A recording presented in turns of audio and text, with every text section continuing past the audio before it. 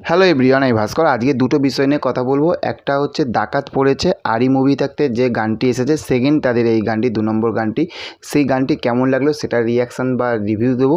এবং নেক্সট আরেকটা, সেটা হচ্ছে যে এত বছর পরে শতাব্দী রায় কিন্তু বড় পর্দায় ফিরছে, তো তার একটা নতুন একটা বাৎসরিক সেই বইটা আসছে, সেটার উপরে কিন্তু কিছু আপডেট আপনাদের সঙ্গে শেয়ার করব। তো চলুন প্রথমেই বলি, যেটা হচ্ছে যে ডাকাত পড়েছে, যেখানে আমরা শ্রাবন্তীকে দেখেছি এবং গানটা আরি থাকতে এসেছে। দেখুন শ্রাবন্তীকে যেভাবে তারা প্রেজেন্ট করেছে না, যেরকমভাবে প্রেজেন্ট করেছে, শ্রাবন্তীকে দেখতে কিন্তু সত্যি কথা বলতে খুব ভালো লাগছে। এবং এক কথায় কিন্তু পুরোপুরি কথা একদম হট লাগছে, একদম পুরোপুরি। এবং শ্রাবন্তীকে পুরো কিউট দেখতে লাগে। বন্দুকটাকে নিয়ে এরকমভাবে যখন করছে, তার আদাগুলো যখন দেখাচ্ছে, ওইখানে কিন্তু শ্রাবন্তীকে কিন্তু একদম পুরো এক ঘর থেকে এক ঘর লাগছে। কিন্তু সবথেকে প্রবলেমের বিষয় সেইটা হলো যে দেখুন, আরি মুভির এই যে গানটা, এই গানটা যদি এক কথায় যদি বলেন না, গানটার লিরিক্স যেগুলো লেখা রয়েছে সেগুলো কিন্তু মোটামুটি লেগেছে। হ্যাঁ, গানের যে গলা দিয়েছে ইমন চক্রবর্তী, ইমনের গান কিন্তু বেশ, ইমনের গলায় এই গানটা কিন্তু শুনতে কিন্তু বেশ ভালো লাগছে।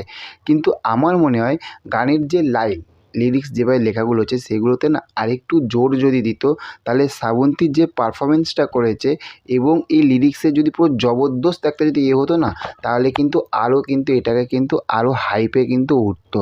তার কারণ দেখুন, আমার যে গানের যে লাইনগুলো যে বিশাল ভালো লেগেছে তা না, এক কথায় যদি বলি যে মোটামুটি ওকে ওকে লেগেছে। কিন্তু শ্রাবন্তীকে কিন্তু ব্যাপক লেগেছে, তার ডান্সের যে স্টেপগুলো সেগুলো ব্যাপক লেগেছে।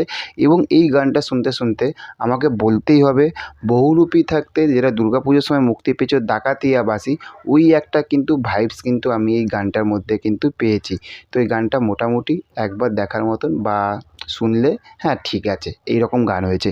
নেক্সট আরেকটা যে বিষয়ে কথা বলবো সেটা হচ্ছে যে অনেক বছর পরে, কত বছর পরে সেটা জিজ্ঞাসা করবেন না, তার কারণ হচ্ছে আমিও জানি না, আমিও ভুলে গেছি। অনেক বছর পরে শতাব্দী রায় আবারও বড় পর্দায় ফিরছে। এই যে আপডেটটা, এই আপডেটটা কিন্তু আমি বেশ বিগত 2 থেকে 3 মাস আগে কিন্তু আমি কিন্তু আপনাদেরকে কিন্তু দিয়েছিলাম। কিন্তু সে যে কোন সিনেমা নিয়ে ফিরবে, সেই সময় কিন্তু আমার কাছে কিন্তু কোনো কিছু আপডেট ছিল না। তো আমরা জানতে পেরেছি তার আপকামিং একটি মুভির নাম হচ্ছে বাৎসরিক, যেখানে একটা মানে ফটো ফ্রেম রয়েছে কাঁচটা ভাঙা। এবং হচ্ছে যে এখানে অভিনয় করতে আমরা দেখতে পাবো শতাব্দী রায়কে এবং হচ্ছে যে রীতা বড়িকে, এবং ডিরেক্টরের নাম হচ্ছে মৈনাক। এবং দেখুন যে এই যে শতাব্দী রায় এত বছর পরে ফিরছে, সে তার একদম ঠিকঠাক একটা বাৎসরিক, মানে এটা একটা বোঝাই যাচ্ছে যে এটাও কিন্তু একটা ফ্যামিলি ড্রামা, একটা এন্টারটেনমেন্ট, একটা এই রকম একটা সিনেমা থাকবে। এখন যদি মনে করি যে শতাব্দী রায়কে দিয়ে এখন অন্যরকম ছবি দেবো, সেটা কখনোই হবে না। তো আমার মতে বলে যে সে একদম বেস্ট।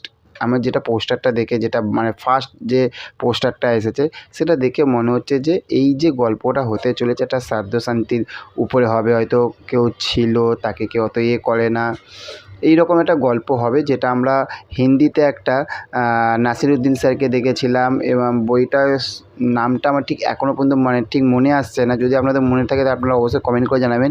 আমরা পরমব্রতকে সেখানে দেখেছিলাম। তো সেই রকমই হয়তো ধাঁচের গল্পটা হতে চলেছে। তো দেখা যাক শতাব্দী রায় যখন ফিরবে কেমন লাগে শতাব্দী রায়ের এই ছবিটি। অবশ্যই তো আমরা দেখব। এবং আপনারা কতটা এক্সাইটেড এই ছবিটি দেখার জন্য সেটা কমেন্ট করে জানাবেন। দেখা হচ্ছে পরবর্তী ভিডিওতে। ভালো থাকবেন আপনারা। Okay, thank you, have a nice day. Tata, bye by.